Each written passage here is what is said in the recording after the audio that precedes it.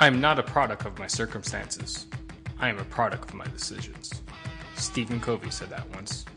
Ladies and gentlemen, welcome to the Moving Forward Leadership Podcast, episode number 23, Making Effective Decisions with Michael Schaffer.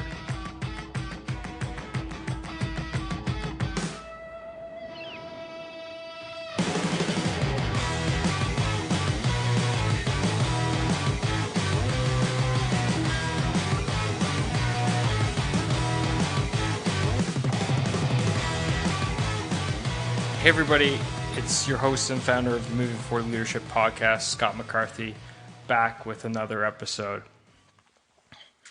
If this is your first time listening to this podcast, I'd like to welcome you.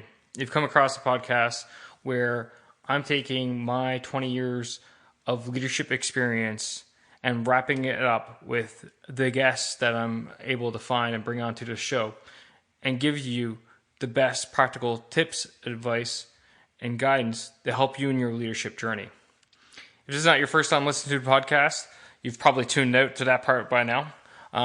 But nonetheless, I'd like to welcome you back. Today, we're going to be talking about something near and dear to every leader's heart, and that is making decisions. Because, as you'll hear me joke about later in the podcast interview with Michael, we do them all day long to the point where, I come back from work and I just don't even want to decide what's for supper tonight. If you find my wife and ask her, she'll agree to you to that. And yeah, she gets a bit frustrated with me sometimes. But it's all because I spend my day making decisions. So what better topic to have on a leadership podcast than something which is absolutely critical to leadership, such as making decisions? I'm surprised I haven't had it on the show earlier. But nonetheless, I got a really cool show lined up with a great guest. We'll talk a bit about Michael later.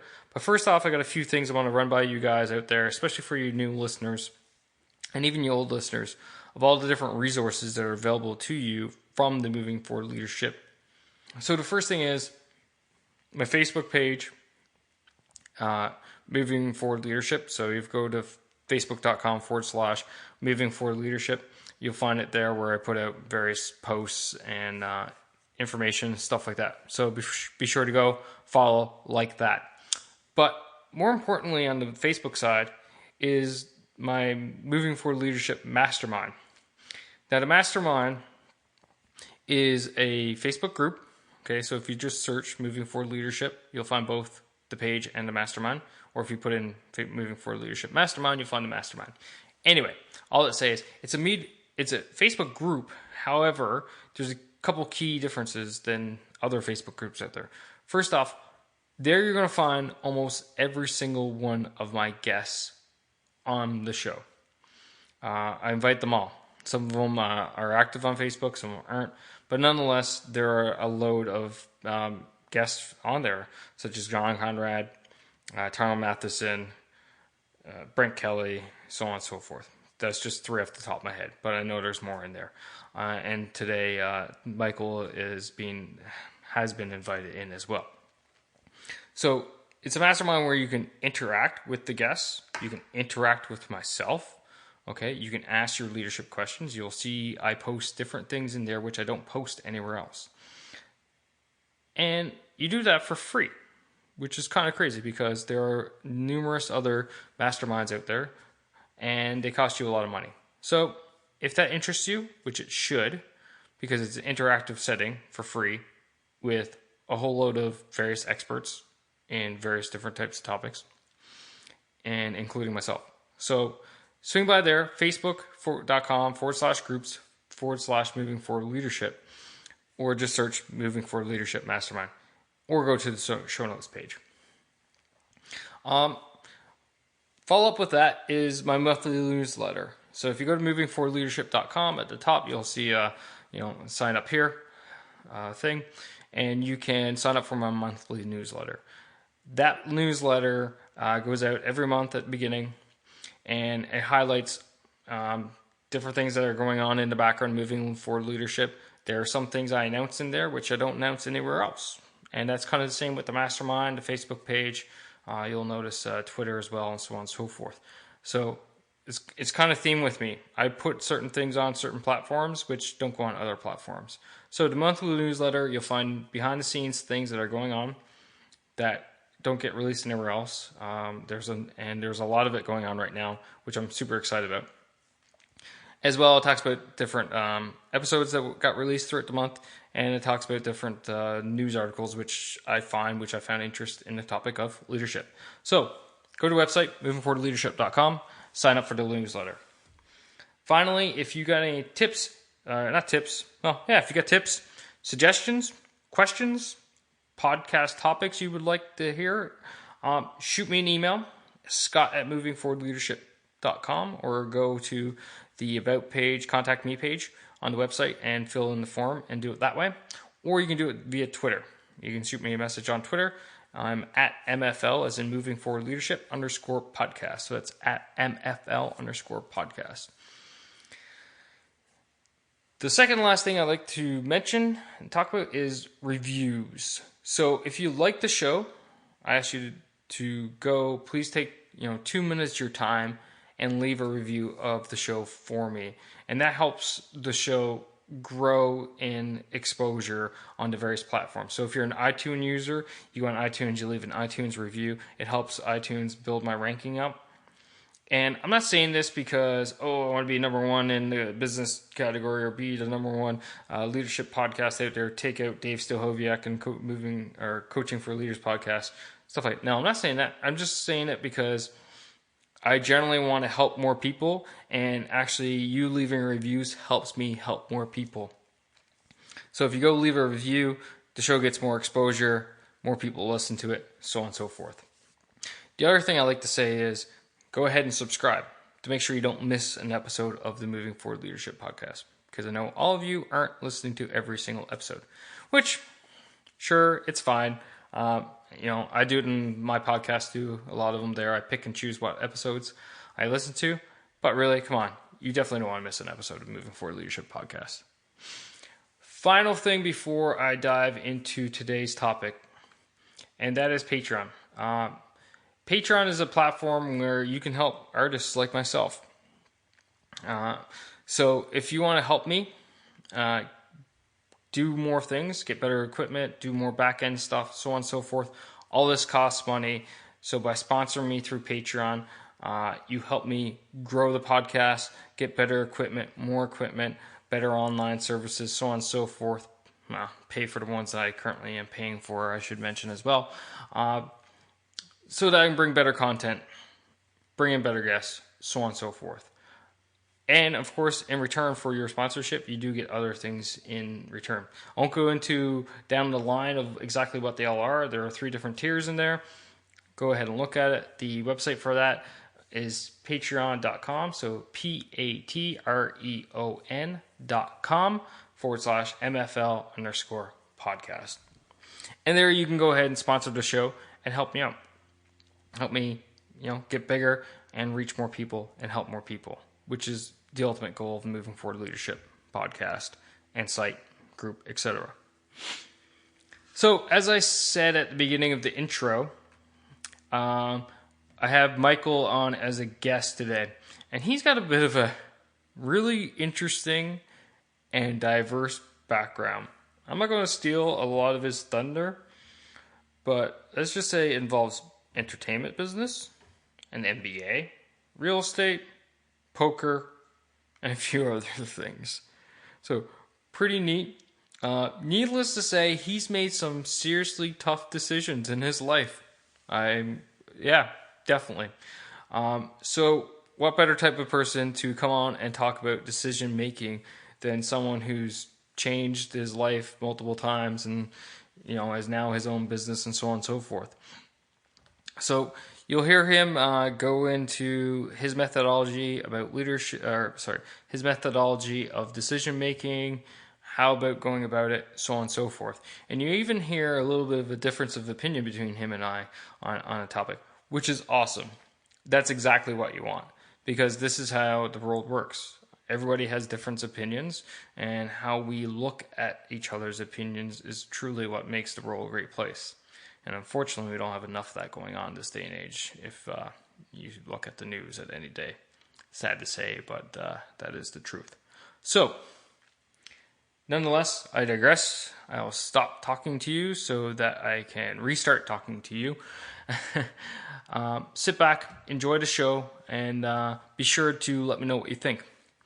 All right, ladies and gentlemen, here is my interview with Michael Schaffer, talking all about making effective decisions. Hi, Michael. Welcome to the Moving Forward Leadership Podcast. It's great to have you on. Oh, thanks. I'm glad to be here with you virtually up in the Great White North. That's awesome. So we were chatting, before we started recording here.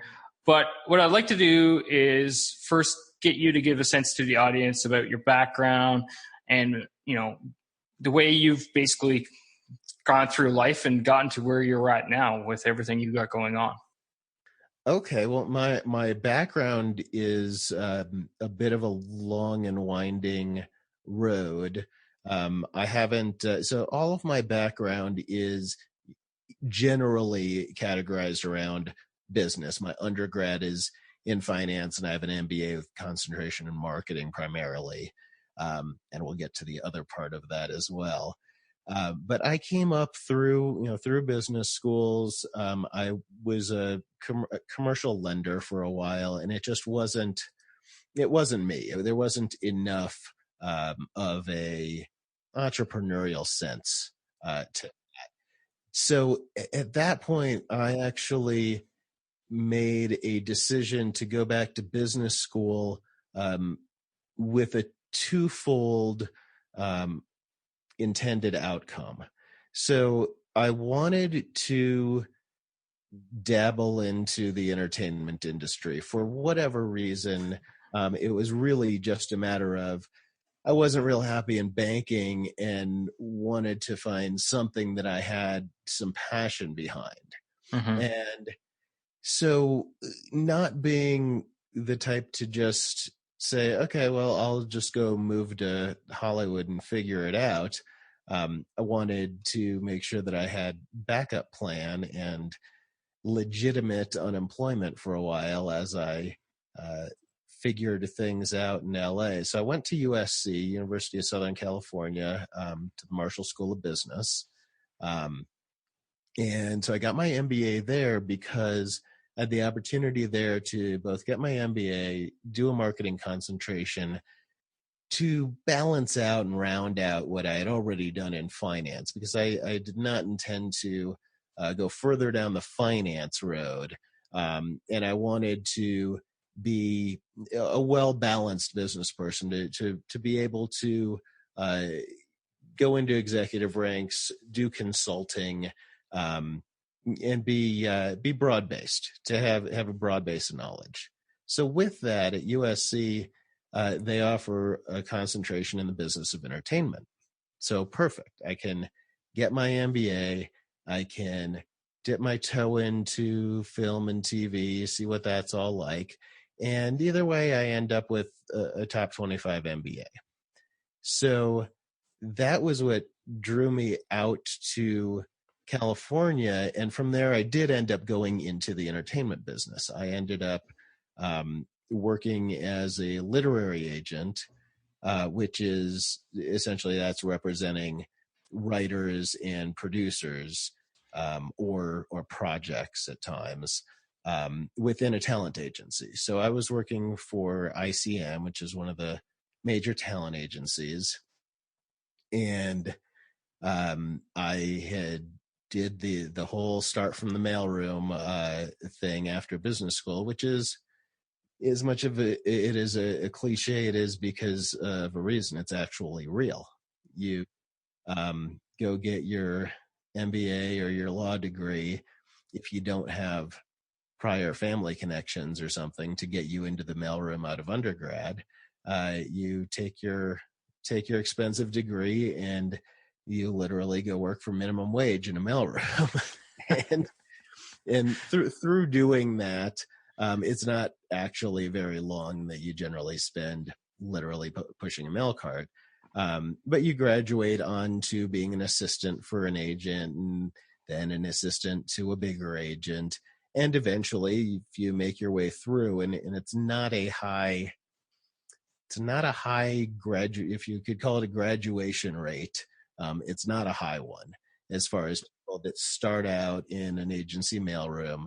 And there's a great book actually called The Mailroom, which is about the William Morris Agency, and just a lot of great Hollywood history in it. So I actually recommend that book called The Mailroom.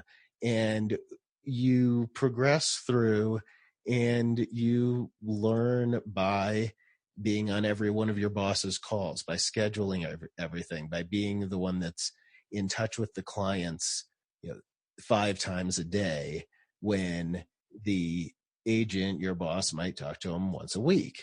Mm-hmm. And so by immersion, you really learn that business. And I would say it's maybe 10% of people that start in an agent training program actually become an agent. So I went through that entire progression. I did become an agent there. Enjoyed the business. I really liked working with creatives. But again, there was a little bit of a mismatch, I think, in what ultimately I would end up doing, and that really is becoming even more entrepreneurial. At that point, I had an opportunity. There was a merger of an agency. I got to take a buyout. Got to have a while where my paychecks kept coming, but I didn't have to go anywhere to work. That's nice. That would be nice. This was back a ways too, because I remember when I was working it out with the general counsel of the firm. I said, "Can I keep my BlackBerry active until the end of my contract?" And I was, "Yeah, sure, whatever." That was a big deal at that point. Was to make sure that my BlackBerry was went with me. And so at that point, I actually, this was mid 2000s, and I actually spent a few years playing poker professionally. And with that, I still continued to do client work, do entrepreneurial client services. I became a poker coach. So I had clients actually all around the world that I would do coaching sessions, usually through Skype. I did have a few people in person, but I had a client in Shanghai. I had a client in Lebanon, clients in Brazil. I had to have a time zone map on the wall. And so I would, in addition to full-time play, I also had another income stream from that. And I did a little bit of training video production too, with poker training videos. But what was great about the coaching was I could have that as a pretty stable backup source of income. I mean, it wasn't huge, but it was enough that the fluctuations of playing poker for a living weren't an issue. Basically gave you that security net that you needed to move forward, right? Yeah. And I mean, I think I charged $100 an hour or something like that for coaching. And I'd, have, at any given time, maybe 10 to 20 clients that I'd work with a week. So, I would have, had a nice base of income there to live on without poker swings being an issue that impacted me. So then that flexibility and actually legalities with cutting off online poker in the US eventually, I had actually started doing some other things leading up to that. But I started working with a couple of startups doing essentially COO type of work.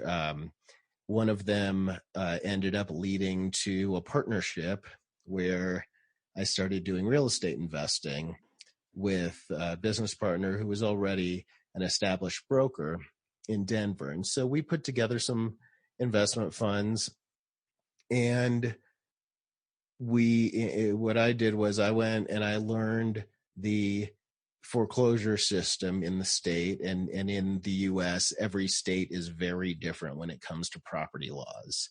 So everything legally is very local with that. So I actually hired an expert to teach me how everything worked within foreclosure purchasing in Colorado. I took that investment, and then I ended up buying, selling, flipping a couple dozen or so homes over the next couple of years. And during that process, with that same partner, we decided it made a lot of sense for us to just be in business together overall. So I went and got my real estate license and was able to use my business background and client service background and bring that into his luxury real estate brokerage practice. Nice. So there was, from the beginning on, everything that I've done, even though I've kind of, and I'm in my 40s, it's not like I did everything for a year. So it's been a while that all of these ventures have happened under, but they've all given me insight into how to work with clients, how to advise on decision making, because that's really fundamentally, that's what somebody who's in a client service business does, and it's a client advisory business. So in the talent agency, I'm working with clients, I'm working with writers, I'm working with producers, I'm trying to put them with the right projects and advise them on their best career moves or their best move with that particular product or project that they were working on. And the same practices really translate into any number of businesses. So with regard to real estate, where I went and just progressing beyond that, earlier this year, beginning of this year, I decided to break with that partnership, and also with the big name luxury brokerage firm that we were with, and start my own startup firm, absolutely from the ground up, where I could take my business practices and mold the entire business around that, and have the freedom to choose exactly how to apply what I've taken from all these ventures over this past 20 odd years. That's definitely an interesting ride. It is. There's been a lot of fun things, and they collide in various ways too. Oh, absolutely, for sure. And you mentioned that decision making is crucial for anybody in the client service world, and I totally agree with that. And leadership especially. I spend my day making decisions all day long. So it's kind of funny. I come home at night and my wife's like, "What do you want for supper?" And I'm just like, "I don't know. I don't want to make another decision." I absolutely know that feeling when, I've had a day where I might have been, either in person or on the phone with clients and with other brokers and with vendors and various counterparties, and at the end of the day, I just want something put in front of me. I don't care. Yeah, exactly. Right. I can't make another decision. Yeah, yeah, exactly. I just don't want to make another one. Please. It almost goes torturous. So just on that topic though, sure. Decisions aren't just simply yes, no, blue, white, black, white, whatever. Right. So how is it that you go through your process? Because all decisions are it's done via a process, regardless if people realize it or not, but it is done through a process. It So is. It how is. how do you apply that? So what I've come to through all of the school and experience and work in different areas and with different people in different industries, every decision fundamentally comes down to two factors. And if you analyze those two factors correctly, and you won't always know if you did, you will get to the right decision. And Mm-hmm. those two pieces are the risks and the rewards of any decision. Yeah, for sure. In my world, we generally look at it as pros and cons type things, but Exactly. it's just tomato, right? It's actually it's a little bit different. Okay. It's a little bit different than pros and cons because when you're thinking of pros and cons, you're often thinking about attributes of Mm-hmm. whatever that. Let's say it's a car. You're gonna buy a car, and so your pros and cons. You're gonna look at a vehicle and you're gonna say, okay, it has a lot of power. Great, pro. It has the back seat's a little too small. That's a con. Well, Mm-hmm. none of that means anything if you haven't figured out what your goal is in the first place. True, for sure. You need to know what your desired end state is, your goal, for sure. And that's something that I find constantly, especially when I'm working with home buyers. Mm-hmm. They often have not defined their goals. So somebody's goal might be, well, I'll give an example of somebody that I was working with recently. They were in a lease and they potentially had the opportunity to buy their unit from the landlord. Mm-hmm. There were some considerations with regard to financing that buying wasn't ideal at that moment for Yep. this person. What we did, and this is over the course of an afternoon of just talking through everything and really trying to figure out what's the best solution.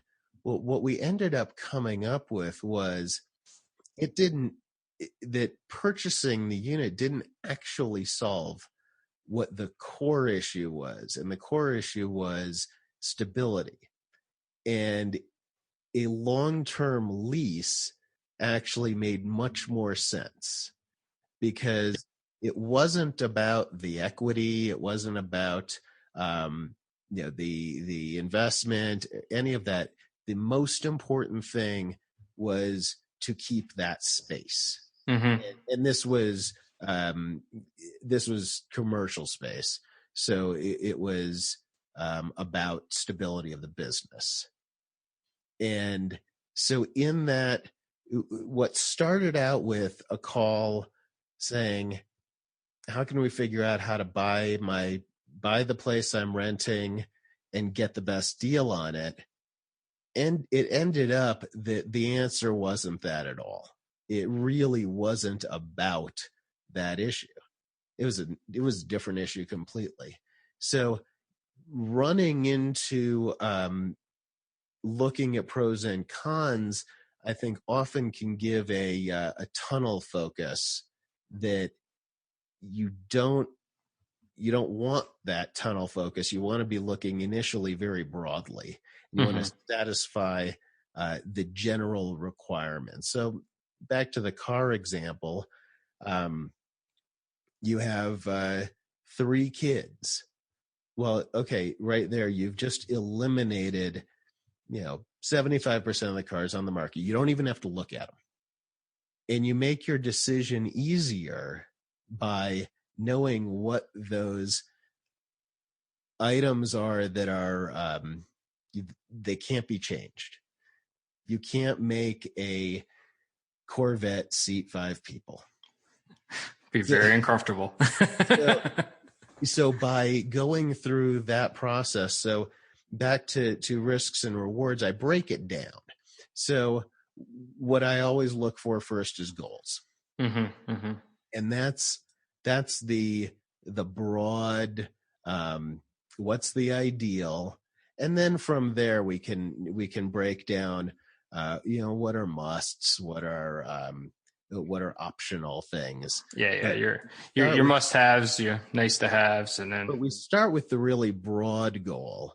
Mm-hmm. And when we're doing that, the way that we're doing that also comes back to risks and rewards.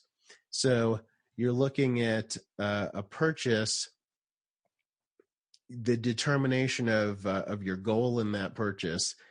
Is it to buy a family sedan? Okay, great. We've done that. We've identified that goal. We can narrow it down, and we've already taken into account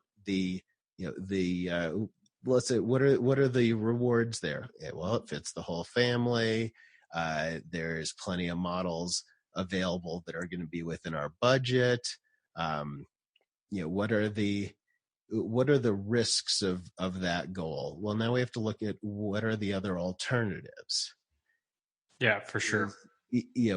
Is it that you already have a car that's maybe good enough, but if you keep using that one rather than taking the risk of taking out a car loan to buy the new car, instead you might be risking maintenance costs. Yeah, I actually just kind of hit what I was going to ask. Is like I would assume that each potential option would have its own risk rewards, right? That's right. So I try to look first broadly, and then as we make eliminations and we narrow that target down, and we also want to reassess from time to time and make sure that we're still aiming at the goal. Mm-hmm. Because depending on what kind of decision this is, it could be over a long period of time. Sometimes situations change. Mm-hmm. Say it's something life impacting, like you're a high school senior and you're going to decide where to go to college. Well, that's a big decision. You're going to be thinking about that over the course of a couple of years, probably. So every once in a while, you're going to want to take a step back and reevaluate and make sure that you're still headed for the right goal. I always mention that you always take a step back and ask yourself, has the situation changed, right? Which is basically the same thing what you're getting at there. Exactly. And that's a critical step, which I find too many people forget about, don't think about, or just completely don't even bother with it. Yes, exactly. I think that, and really that's one of the things I try to emphasize. And the risk reward paradigm, I think, works because it forces us to remember to look at things. Mm-hmm. If we think about every decision we make in those terms, and it forces us to do a little analysis every time. It doesn't mean that we're going to sit there and decide which pack of gum to buy for 2 days. Yeah, you're not doing a SWOT analysis on a pack of gum. Right, exactly. The different decisions require different levels of analysis. One of the paradoxes with regard to decision making is the toughest decisions that somebody has to make are actually the least meaningful generally. Now that sounds completely counterintuitive, and it doesn't mean that the results aren't going to be vastly different. But what I mean by that is you've got two options. You've got option A and B, and you've done all of your thinking and all of your thought, all of your investigation, all of your analysis on it, and they are just coming up equal. I mean, they really they look so close, even though they're vastly different. One's on the West Coast, one's on the East Coast. They're vastly different, but you've analyzed them thoroughly, and you come up with the determination that these are really, they are very equal. It is, how do you decide that? They are so close. As long as you've done your analysis and your thought process, flip a coin. It Yeah. doesn't matter. You've come to a point where you've exhausted all your avenues to learn or analyze more. They're completely different things. One's black, one's white, one's up, one's down. Take a dart. It doesn't matter. Choose either one. It makes no difference at that point, because all you're doing is torturing yourself. There is nothing that you can do. Once you have exhausted all those avenues of inquiry, there's nothing you can do to make that decision for you. So let it go. Pick one. It's when you get into and that's when people get into an analysis paralysis, where I just can't decide. I can't decide. And what I say there is, if you really can't decide between two things, whichever one comes to your head first, that's it. Yeah. You're done, and take the stress off. Do you find that emotion comes into play? And then, the follow on question that is, how can we eliminate emotion from decision making process? Because I always find that when people get emotionally attached to the decision making process, it generally skews the whole process. It skews the end results, and ultimately, often people end up going in the wrong direction. Okay. Well, first, I'm actually going to reject the premise entirely. Okay. That's cool. So there's emotion actually has to be involved in decisions. There's unless it's a purely mathematical solution, in which case you're not really making a decision. You're just going through an equation and finding out the answer. Any decision has to have emotional bases for it. And that factors into your risks and rewards. Your emotions are going to feed into that. So I'll take a case where, let's say that you're a not you, the royal you. Yeah, for sure. Person A is because it's going to go somewhere bad. I'm not going to associate you with it. Person A is a salesman, and they're going to sell a car, and they know that there might be this issue with it, maybe, but they're not entirely sure. So, do they have to disclose this thing to be on the up and up, when they could certainly justify to themselves that they don't have to, because they don't really know. They're not an expert. So they could legally justify it either way. But that person's emotions, that person's ethics, and the way that they react to their own definition of their ethics, or you can go to morality, but I feel like staying in the world of ethics is more conducive. So that has to play into it. They're going to make that decision, and that is an emotional factor. So it's going to be a part of that risk reward analysis. So what's the reward of going ahead and selling this person the car? Well, you're going to get the commission or whatever it is.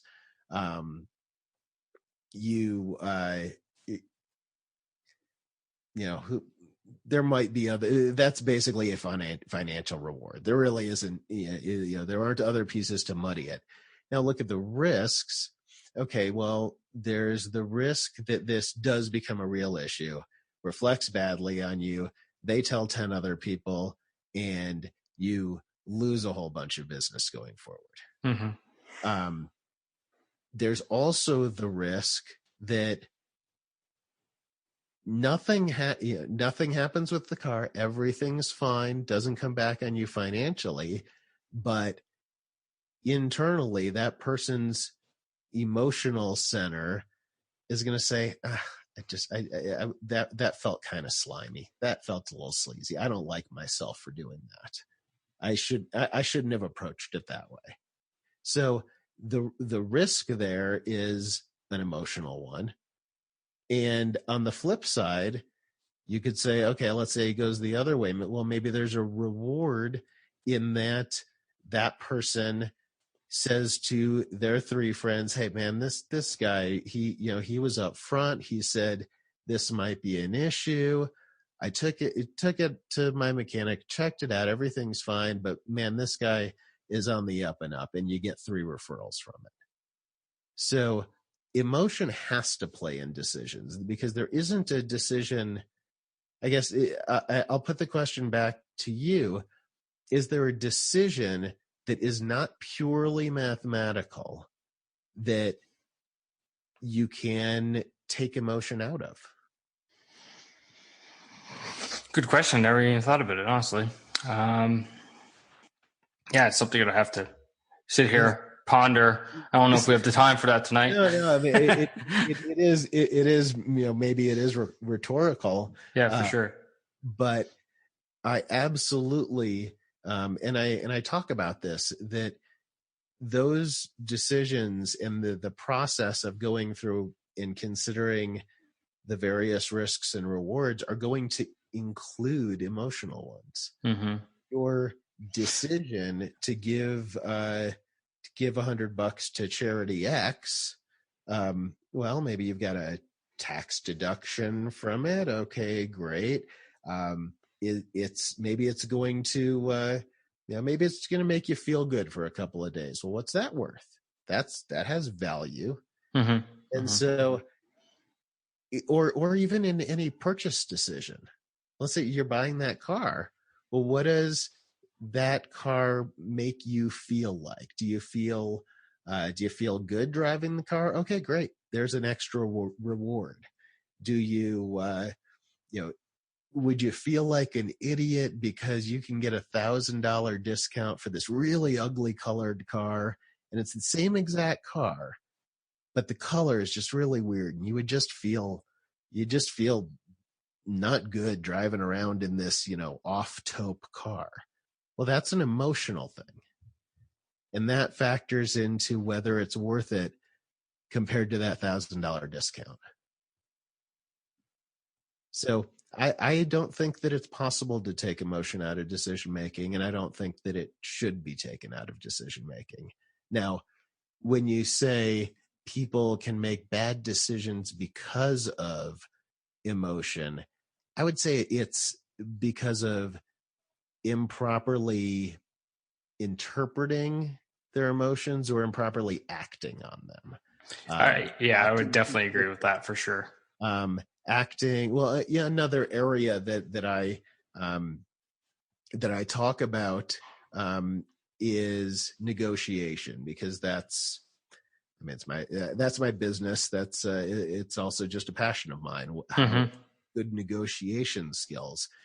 Well, wow, that's an area where emotions can absolutely get in the way, and they can cause people to make worse deals because they want to try to one up the other guy. That's where I think maybe your take emotion out of it, I think, does come into play. And it's not so much take emotion out of it, I don't think. I think it's recognizing what that emotion is and deciding whether or not that should factor into what you're doing. So you're across the negotiation table from somebody. Okay, so when somebody is feeling that emotion in whatever situation it is, say that it's negotiation, the key there is for somebody to recognize it and be able to say to themselves, what I'm feeling here doesn't have anything to do with this negotiation. It shouldn't impact the way that I'm conducting this deal or the way that I'm analyzing this. It's an ancillary emotion. It's an emotion that doesn't have any relation to the subject, as opposed to emotions that do have a relation to the subject, like somebody is deciding on between two job offers. Mm-hmm. And there's going to be culture differences between the two companies. There always are. So somebody felt more comfortable with the people in the department they're going to work with at company A versus company B. Well, that's emotional, and that's valid to take into account. That's a meaningful part of the decision. Yeah, that's a pretty fair statement. So just to recap here. So first off, as you were saying, you want to make sure you have a good understanding of the goal, right? What your desire is at the end, or and then you want to look at the risks versus rewards, and then finally have a step back from your decision and make sure that everything's still valid, right? Right. Yeah, and that obviously some decisions are going to be made in the course of minutes, and you're not going to go through all those steps. But absolutely. When you do go through those steps often enough, they get ingrained. It's almost like a muscle memory. It becomes automated in your mind, right. and right? Exactly. So enough of it gets into your mind that the day-to-day decisions, you don't have to go through extra processes. They'll be because you've practiced it. And then when you do need that full analysis, long, really detailed decision-making process, the skills are there. You've been using the skills. You can remember what to think about and how to go through that process. Let me determine what what are the rewards, the benefits, and what am I risking here? And on risks, people often forget about a lot of risks. Opportunity costs is, I think, the biggest one that people forget about. Absolutely. And that, the easy example is just with an investment. You have $1 million. You want to do something with it to make a return. Well, once you do thing A that invests your $1 million, you don't have the opportunity to do thing B. And people do forget about that piece. That's one thing in investing, and specific to real estate investing, I see all the time. People don't think about opportunity costs, and they also don't think about the costs of money. That's the other thing that people tend to, when say that somebody is using cash, say somebody is a cash investor, they're going to buy a property to hold as a landlord, to rent out. Property values are going up. They think, okay, great, I can get an income that'll cover the cash flow, and so they have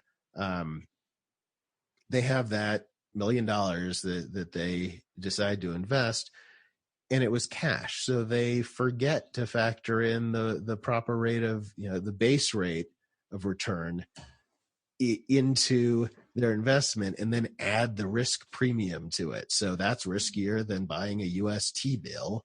There needs to be the spread there that they're thinking about, but often they just forget about that first part of it. So I'll see people that maybe holding several properties, and they're not making nearly enough on them because they're forgetting that the cash that they have invested in them could be returning some dollars in a no risk investment. Yeah, that all makes sense. So I guess one of my final questions would it be, in your opinion, fair to say making decisions is kind of like exercising, as you go about doing them, the better you get at it? Absolutely. That's I didn't really go back. I should go back just a little bit to when I was playing poker, because that was actually what crystallized a lot of this for me. Because through doing that, and I was playing thousands of hands per day. And what that does is it gives you a very innate sense of what probabilities really mean in real life. You learn how to, you start to feel what 2% means, because that's the likelihood of one particular card hitting if you take it off the top of the deck. If you need one particular card, you've got a 1%. You have a 2% chance of getting it if it's a deck, roughly. And so in doing that, and in really learning to estimate values and to do it very quickly, it all comes down to expected value. And that's really where risk and reward takes you. Your goal is expected value. And in a financial investment, okay, that's pretty easy to see. But when you have a larger decision, so something like deciding on a job or deciding on a college or on a major purchase, it's a lot harder to figure out where you're headed to try to get what that expected value is. But that's still what you need to be aiming for, is what's the expected value of this option versus this option. And that gives you the answer every time. It's just a matter of getting all the factors right that go into them. That's great. Well, Michael, we're actually butting up against time here. Didn't believe it went pretty quick. It did. Well, like I said, I can talk on this for hours. And, no doubt. It's definitely I do on my shows. It's definitely a subject that you're passionate about. But I do got one last question, and that's a question I ask all my guests here on Moving Forward Leadership. And what to you makes a great leader? I think what makes a great leader above all is going to be their communication skills. Because a lot of people can learn a lot of facts, and they can even learn complex processes, and they could even learn things that are truly profound. But if they can't communicate them, it does nobody else any good. Yeah, absolutely. And great leaders don't have to know everything. They have to know how to find out things. And that's one of the things I think a lot of people, especially in business, and the higher that a lot of people go in leadership, they feel like they need to have all the answers. They don't need to have the answers. They need to know how to get the answers. Yeah. I would argue that the fact is, the higher you go, the opposite is actually true, and that you need to know less, but you need to be able to find it or surround yourself with more people, right?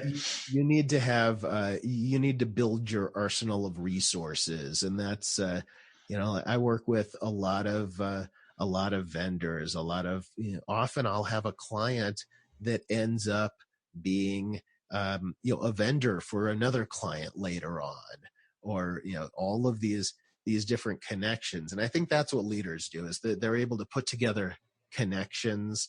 They're able to understand what somebody else needs and help them find the resources, because it really isn't about knowing things. It's about knowing how to know things. Absolutely. Well, Michael, I'd like to thank you for taking your time and coming out and talking to the audience here of Moving Forward Leadership. How can people reach out and get in touch with you if they so want to? Absolutely. So I do have a podcast called Reasonable Risk, and it covers the basic premise of risk and reward is what it's based on.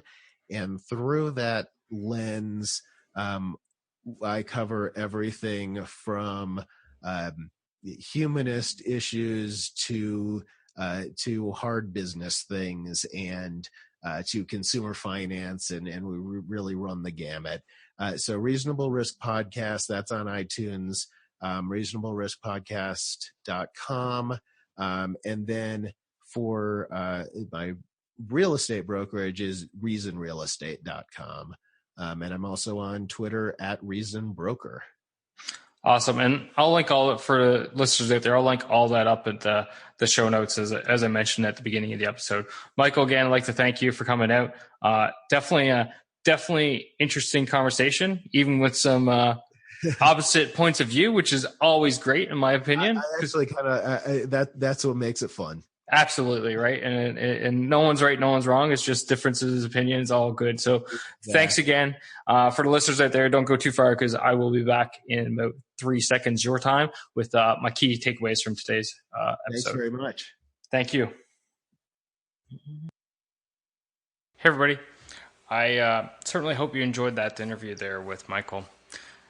And as always with all my interview shows, I'm back with my key takeaways from this show. And I gotta say, there's definitely some things to take away from there.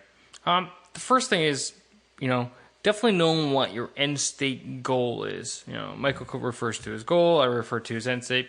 Regardless, it's the same idea. What is it that you truly want? And have a good, clear understanding of that. Because from there, that's going to drive the decisions that you're going to make. So be sure to keep that in mind. The next thing is, don't be afraid to step back and reevaluate the situation like we discussed there. I think that's something, and I mentioned this during the interview, it's something in which a lot of leaders fail to do. They fail to check and see and ask themselves, has that situation changed? So on and so forth. So keep that in mind. And then the final thing is,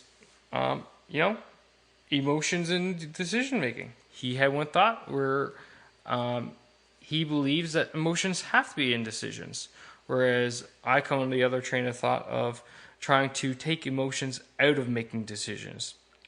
So I kind of going to throw this one up in the air. What do you guys think? I don't know. I kind of have to agree with them some parts, and then I still have my train of thought. So think about it and let me know.